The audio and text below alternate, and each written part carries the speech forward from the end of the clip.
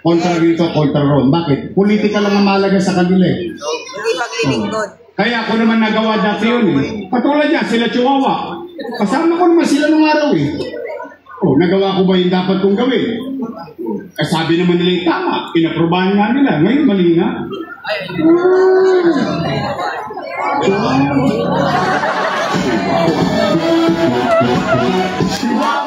Ako, wala ko talagang pait sa buhay.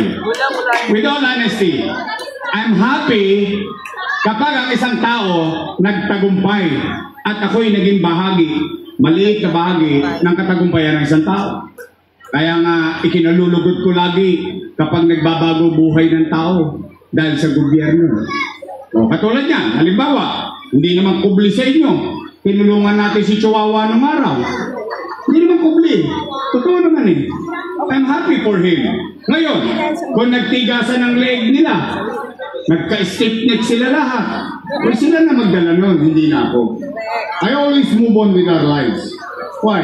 Talagang ganun eh. Sometimes, you really have to move fast. Kaya nga bilis kilos eh. O, total, nandiyan na yan. O, Nay, Tay, gusto nyo ba ng congressman na nakikita ninyo sa inyong kalsada? Yung congressman na mas busy pa sa distrito niya kaysa sa Quadcom. Yes! Ha?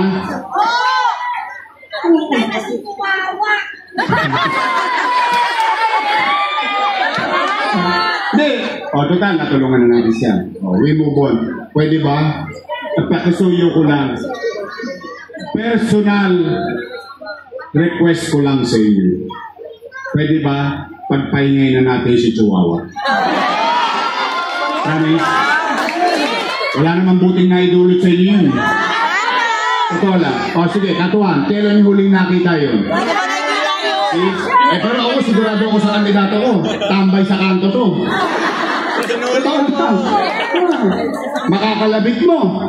Hindi rin nakasimangot. Lagi nakangiti. Tama ba? Approachable? Yes! Matulungin ba? Yes! Congressman Apol Nieto.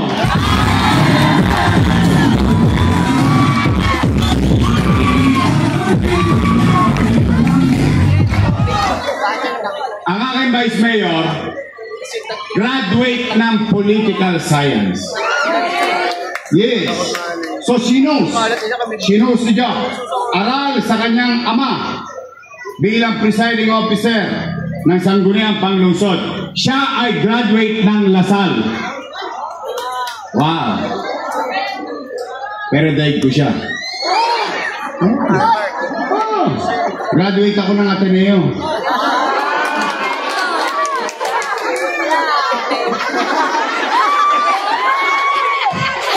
Yayamanin ba? Ba't parang ngayon yung maniwalang graduate ako Ateneo? Wala ba? Ay, magaling ako mag-English.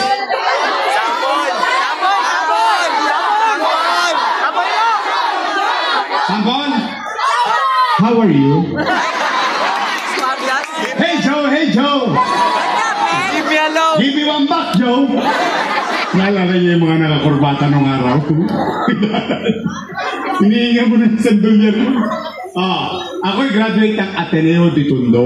Hindi pa ako tapos eh. Tondo High School. I'm Vice Mayor Chi Atienza.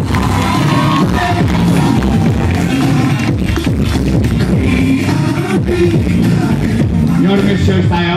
Yes! Ang Diyos, ito lang. Ako medyo nagpapanting na rin ang tenga ko, sa totoo lang. Kasi parang walang gobyerno. Saan ka nakakita? Ha? Driver ng jeep, dadakmain ng 4 na bata, yung kinitang barya. Broad daylight. Kawawa naman. Ano ba naman klaseng gobyerno tayo? Anak ninyo, galing sa trabaho. Hindi kayo sigurado kung buhay pa eh. Baka nagawa ng cellphone. Bakit? Nagbalik ka ng mga tulong ni sa Manila eh. O Nay, Tay, pumanatag kayo. May awa ang Diyos. Nakabalik tayo. Ibabalik ko sa inyo ang gobyerno sa umaga, sa tanghali, sa hapon, sa gabi, hanggang madaling araw. May gobyerno sa lungsod ng Maynila. Nagawa ko ba yun? Walang tulugan. Kaya natin dito. We're talking to a man. Mars pero broke ang end. Alam mo, nakakapanlambot eh. Alam mo yun, di baling mahirap ka, pero maaliwalas ang kapaligiran mo. Di baling mahirap ka, magkaroon ka ng kapanatagan sa pamumuhay. Tama ba? Tama! Yung bang gusto natin, mga magulang? Yung bang pangarap natin para sa mga anak natin? Oh, pangatlo kong gagawin. Oh, ibabalik ko lang yung napanood ninyo. MDN. Minimum Basic Needs. Housing, education, healthcare, and jobs. Yung lahat ng ginawa ko na yon, uulitin ko lang. Kalinisan, kapanatagan, walang tosgas. Yung apat na yon, may tosgas. Kung nagawa ko dati, gagawin ko lang ulit sa darating na panahon para sa inyong mga anak, para sa inyong pamilya, para sa lungsod ng Maynila. Bakit ako naniniwala sa MBN? Yan ang ginawa ni Lee Kuan Yew eh. Pinataas niya ang antas ng pamumuhay ng kanyang nasasakupan. Eh may formula na yun eh. Maayos ba Singapore? Maayos? Sino hindi pa nakapunta sa Singapore? Sino gusto pumunta sa Singapore? O ingat. Charot. Hindi, totoo po. Yun ang pangarap ko eh. Bakit ko pangarap ang housing? Squatter ako eh. I know how it feels na mapalayas ang kasera mo kasi wala kang pag-upa. Yung ma-squat ka pag uwi mo, wala na yung bahay mo kasi yung lupa hindi iyo. Yung public school mo, kaya ako ginanyan ko. Sinobra-sobrahan ko yung public school. Alam niyo kung bakit? Maswerte yung mga anak ko. Bakit? Ipinalad na tatay nila eh. Nakapag-aral sila sa private school. Senior school. Wow! Diyos ko, apakamahal. Maganda ba eskwela nila?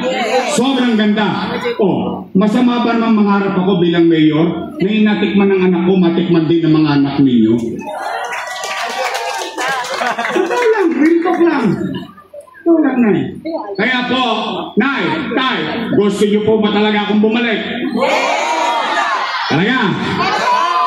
Ramis? Pwede ba makisuyo? Pwede ba? Your Miss Choice na lang tayo.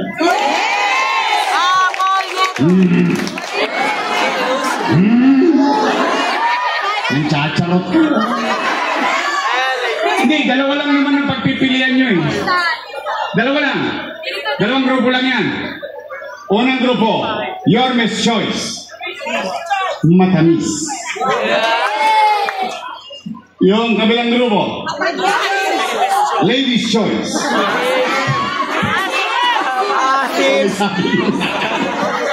Hindi ako. Kayo kumalit. Nay, Your Miss Choice tayo. Your Miss Choice ba tayo? Bakit ko yan sinasabi? Because I cannot do it alone. Sige, bigyan niyo ako ng kontrapelo. Puro kontra lang yan. Kontra dito, kontra ron. Bakit? Politika lang ang mahalaga sa kanila eh. Hindi paglilingkod. Kaya ako naman nagawa dati yun eh. Patulad niya, sila Chihuahua. Kasama ko naman sila nung araw eh. Oh, nagawa ko ba yung dapat kong gawin? Eh sabi naman nila yung tama. Inaprobahan nga nila. Ngayon mali nga.